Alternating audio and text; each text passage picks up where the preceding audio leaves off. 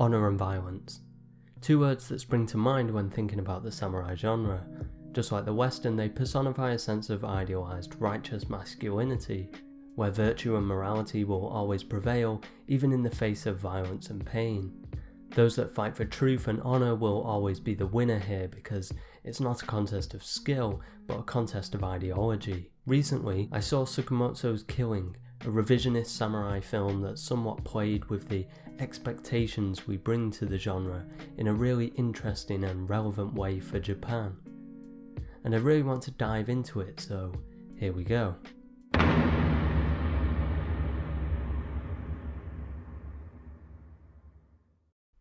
The samurai genre, or Chambara films, or Jidaigeki films, or whatever you want to call them, the one thing that can't be denied is their importance to cinema. These films now, to a modern audience, stand as iconic pieces of mythology. The samurai operates far beyond the medium of film and now stands as a culturally significant sign of Japan, honor, virtue, masculinity, and art. When we see Sanjuro walk across the screen in Yojimbo, it transcends its scene. It's not just a visual of a samurai walking across a screen, it's a signifier of a deep history, of a national culture and artistic output. You know the scene before you ever see the film. It's iconic, and not many genres, films, moments, scenes or texts can be iconic.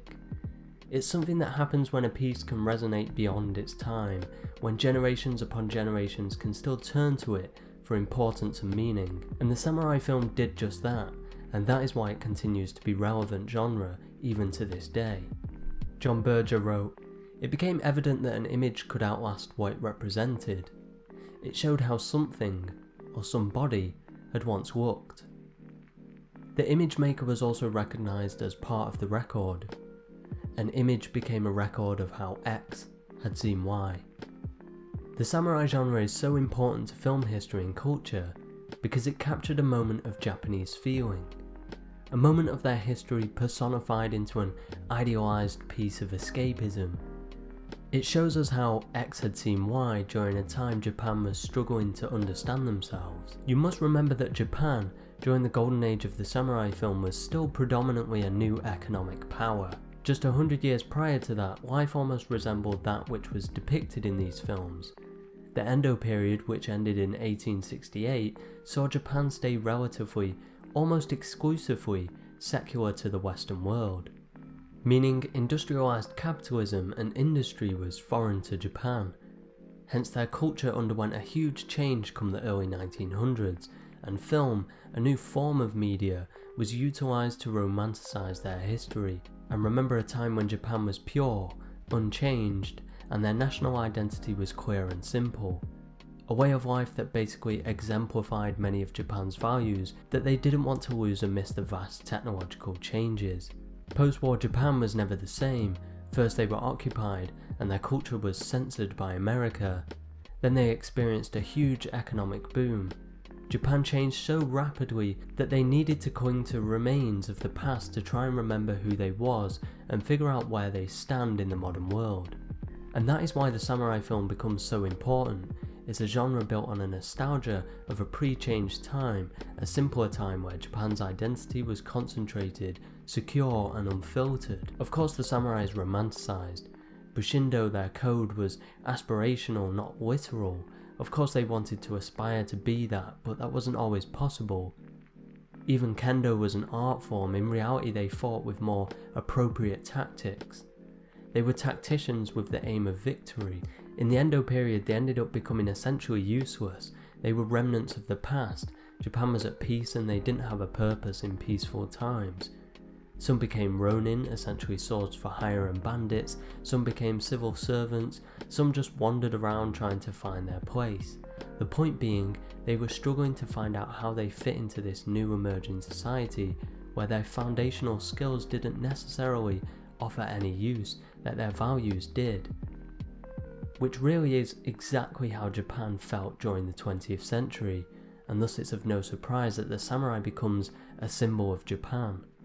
It was a way to remember who they was, and while they tried to figure out how they fit into this new landscape, They personified the virtue of the samurai over its combat qualities to signify the virtues Japan wanted. Shinya Tsukamoto doesn't use violence in the same way though. For him, violence and aggression is a downward spiral that changes an individual, and change is all he knows.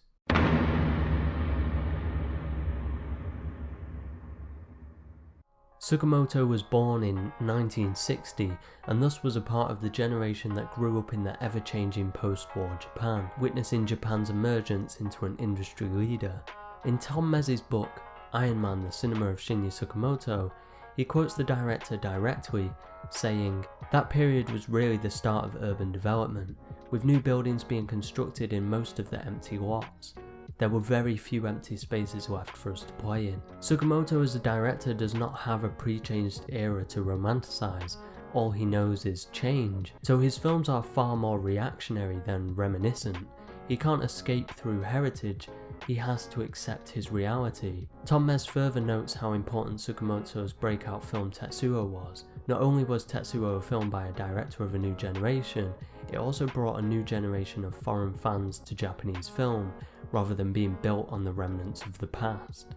Mez is highlighting there again this idea that he's not reminiscing with his films, he's creating something new, something reactionary to the time that he exists in. Tsukamoto ushers in a new Japanese cinema. He draws a close to the older period and brings in a more aggressive cinema, a reactionary, agitated form of storytelling. When a modern director makes a samurai film now, they're choosing to pay their respects to the history of cinema, and we as the audiences see that unfold. So when we watch a modern samurai film, we bring a level of expectation. We expect to see honour, virtue, and respect, not just from the characters but from the production. We expect the camera to honour the characters, settings and period. We expect the heritage of film to be worshipped. And that is why Tsukamoto is so important. He defies all classicalism. He is a fiercely unique voice that has carved his own path through cinema. His directing style is almost completely the opposite to many of the techniques utilised by Japanese masters. His style is manic and aggressive, his camera is presented in an unnatural way, his subjects are violated by time and space as they are manipulated through harsh cuts and edits. All of his films to some degree deal with alienation and change. He does not honour the filmic space with his camera, he dissects it and tears it apart, and from that destruction he births something new. And it's not always a beautiful creation that is born from the pain and suffering though. When Tsukamoto directs a new film, we bring with it these expectations. We expect him to break the rules and experiment. We bring our knowledge of his filmography to our viewing experience, and he knows this, and in Killing, he uses this. He doesn't romanticize the genre, he questions it, because just like always, he's reacting. So taking all this into account, how does Tsukamoto use our knowledge of the genre and our knowledge of him as a director to change our perception of the samurai?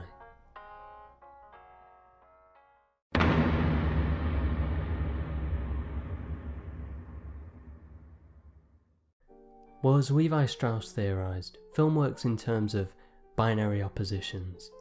Good versus evil, civilization versus wilderness, etc.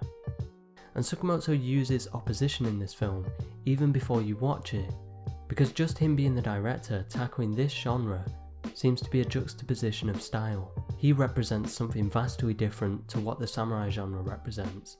So Tsukamoto makes Killing all about opposites.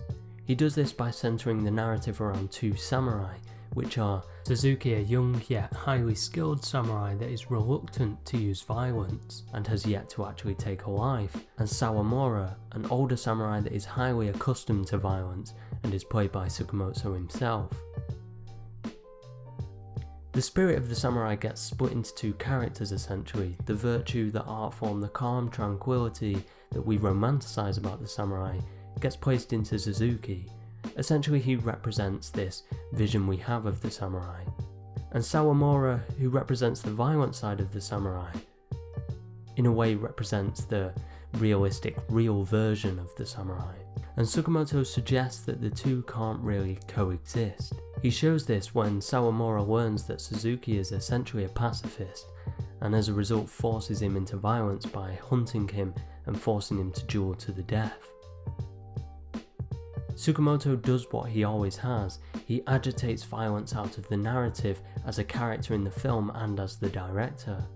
He does not worship the era, the samurai. The violence is not shot like a dance of honor, it's shot frantically, it looks painful, stressful and horrific. Honor cannot coexist in this space, only suffering. But not just suffering from the victim of the violence, but the agitator also suffers. When Suzuki finally kills Sawamura, he is changed. This is a trademark of Tsukamoto's style. He often uses violence as the catalyst for change, as I've already explained. And as I previously said as well, something is created from violence. The equilibrium can never return once violence is present, and this is what happens in Killing. Suzuki can never return to his peaceful self once violence is introduced. And as a result, in a way, it suggests that the very ideal of the samurai is somewhat impossible due to their reliance upon violence. Suzuki can never be a samurai unless he learns to use violence, as he is unable to protect the small farming village and the woman he loves from the bandits. However, he can never be the tranquil warrior he was before he was violent, because once he's killed, all of that is gone. And as a result, Tsukamoto deconstructs the very romanticized idea we have of samurai and reveals the reality of violence and how that has to be the prominent feature of a samurai, not the honourable idealized idea. No matter what qualities they had, they were violent, and that's the bottom line. I think something else is being said here as well, and that revolves around the age of the samurais. Suzuki being much younger and Sawamura being much older, and their opposite opinions on violence directly reflects many of the feelings in Japan right now. Japan for a long time has had no military. It has remained a pacifist country since the war. However, the modern government is slowly introducing more and more military power. And this, in many ways, is similar to Suzuki, and Sawamura represents then the introduction of violence by the older generation. And Tsukamoto shows his worry for this, and highlights how this could strip the youth of their quality. It could force them into a future that can only exist in violence. The film examines this by re-examining the very heritage of cinema. It looks at the ideology of Japan and violence and suggests that they cannot coexist. Tsukamoto presents various situations where violence fails to solve anything except create more violence. He shows the lack of humanity that is present during an altercation and shows that no matter how honourable a person may be, they cannot remain the same when exposed to death and suffering. Killing is a revisionist film that deconstructs our notions and turns its back on romanticism. Tsukamoto does not film sword fights with the same slow, tranquil camera. He does it with a frantic camera, a camera that's grasping for an escape, a camera that's begging for it to stop. Killing is a fantastic film that must be seen. I highly recommend it to anyone who enjoys the samurai genre and wants to see it through the lens of one of Japan's most relevant and interesting filmmakers. It leans on the heritage of cinema without honouring it. Tsukamoto doesn't reminisce because he doesn't know how to, and honestly, I'm glad he doesn't, because he keeps his artistic integrity and creates one of the best samurai films of the past 10 years.